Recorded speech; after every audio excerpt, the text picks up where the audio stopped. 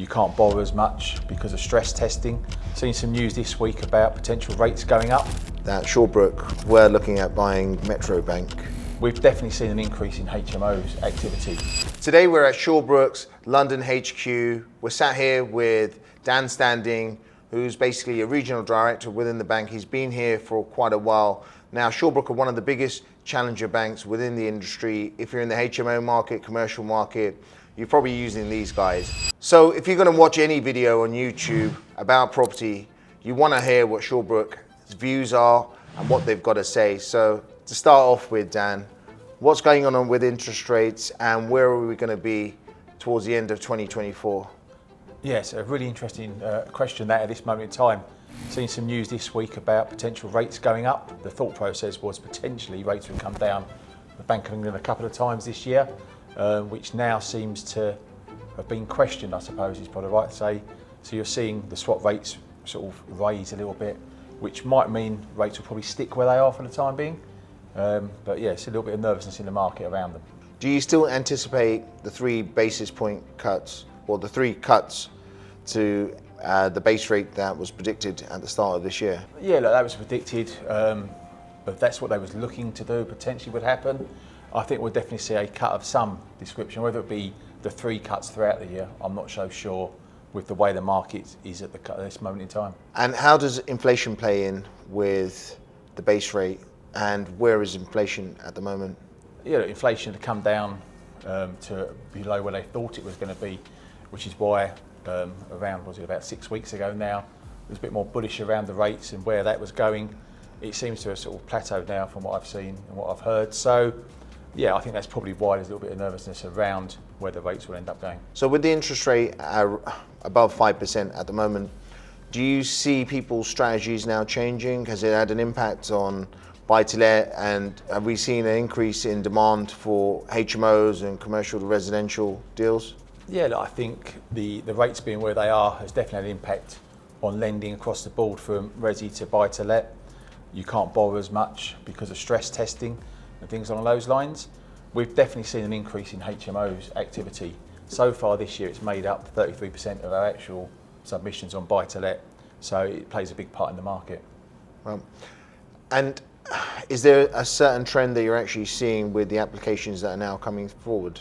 The trend is that we're fortunate we do a lot of bridging, so a lot of that, buy the property, convert it to a HMO, refinance it to recycle your money. So we do see a lot of that, and we've definitely seen an increase in that sort of market. One of the things that we have is a lot of people contact us with deals.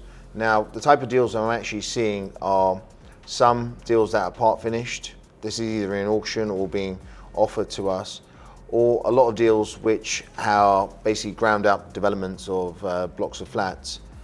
Now, has the base rate actually impacted the viability of those type of projects? Potentially, I think the base rate, along with cost of materials, to where people started, especially the ground up stuff, when they started 2 years ago, materials were probably 10-15% less. That's had an impact on their budget, cost of works, etc. So I think the projects are still viable for the right customers, with the right experience, with the right understanding of the market. Are you seeing any people experiencing difficulties with projects that they may have started, say, 12, 18 months ago? Yeah, I think it's safe to say every bank would have seen some customers having some difficulty with the current market as it sits. Now, clearly the way forward for Shawbrook is to work with those customers.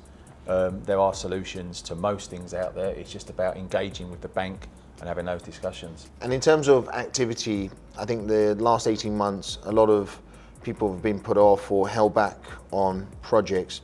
Now, do you see that actually from the start of 2024? Has that activity now started to increase, and do we anticipate this to carry on during the course of 2024 and beyond? Yeah, I think I'm talking to our development arm of the bank. They've definitely seen an increase in business in the last probably 6 months or so, I would say. I think this time last year, it was very quiet on the development ground up side, and personally in the bridging world, I've definitely seen more inquiries around sort of the refurb, refinance, recycle cash.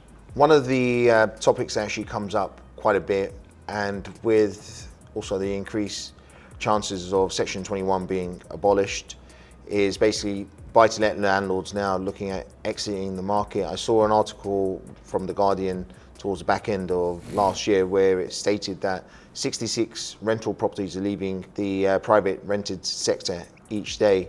Is that something that you're seeing?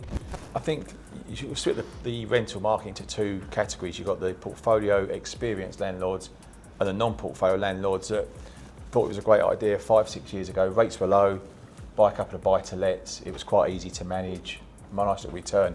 We're definitely seeing that sort of non-portfolio inexperienced landlord now exiting the market because with the current interest rates they're not getting the returns they wanted. And do you see there's been a lot of activity within the news and there's a lot of anti-landlord sentiment out there. I think a lot of people don't actually realise that landlords actually make up probably less than 5% of the total properties that are actually out there. So landlords don't actually own enough properties, but this anti-landlord sentiment with interest rates now sort of rising, potentially you can now leave money in a bond or in a bank account. Do you think that's actually having an impact on people actually entering the market and investing? Yeah, I think if you go back probably, 18, 24 months, the best place to put your money was in property. The better return with the interest rates as they are now on savings accounts. Definitely people are thinking it's a safer option and less hassle. So you're definitely seeing, again, it's that non-portfolio inexperienced landlord that would have dipped their toe in the water, probably aren't doing so at the current time. Another big point is the Leasehold Reform Act, and I saw that previously they were going to make it a lot easier for homeowners to actually extend leases. This will then have an impact, I saw, on that side of the market. If you can actually extend the lease quite quickly, you can get that uplift, but that looks like it may not go ahead in its full form. Do you see any opportunities that are out there with what's happening with the reform of the leaseholds? Yeah, potentially. I mean, the longer the lease, the more value there is in your property in simplistic terms. So again, if that's not as easy to increase, those landlords again that don't want to go through the hassle, they'll probably be on the market at a cheaper rate. Someone with the experience and knowledge will be able to buy that, increase the lease over time with the cost involved, but they'll see an uplift in the property straight away. So it's a good opportunity for people out there. What do you think are the bigger opportunities that are actually out there since 2024 and beyond? So for anyone listening, I see a lot of people looking at various different strategies and contacting us. What do you recommend we should do? But what do you see being an opportunity for an investor or a developer? I think at the moment there's lots of opportunities out there with the market as it stands. In any situation where interest rate rises, things like this, opportunity for everybody. There's good deals out there to be had if you know the right people, right in time and right environment. To me, I'll be looking at that where you can add value to a property. So be it buying it light refurb to refinance or sell to recycle your cash, or where you convert it into HMO 6, get planning for 7-bed or more, whatever. Really good opportunity to get out there, increase your value. Semi-commercial properties are quite popular at the moment. We see a lot of people diversify into that sector because you get the double opportunity of you've got the commercial plus the resi above, and potentially you've got opportunity to convert the commercial to resi in the future if you want to. I saw that basically at the back end of last year that Shawbrook were looking at buying Metro Bank. Is you guys entering the high street something on the cards? Yeah, I'm not quite that high up the food chain within Shawbrook, but look, I think where Shawbrook have been so successful in the last 13 years, pretty much since I started, but I'm sure it's a coincidence. I think there's always opportunity to look to expand the business if the right opportunity turns up, whether that's the high street, other lenders. Obviously we're partnered up with TML now, Bluestone, so there's always avenues that the business is looking at to grow. And in terms of the products that you have out there, is there some new innovative lending products that are going to come out? Are you going to look at maybe doing a refurbishment loan, which a lot of bridging lenders sort of specialise in, and you don't really fully go into? I know you have the 85% loan to value product, but you don't really go towards that 75% loan to value day one and then 100% refurbishment. Yeah, I think with any bank, especially like Shawbrook size, we're always looking at opportunities where there's areas to expand our product range or diversify into other areas.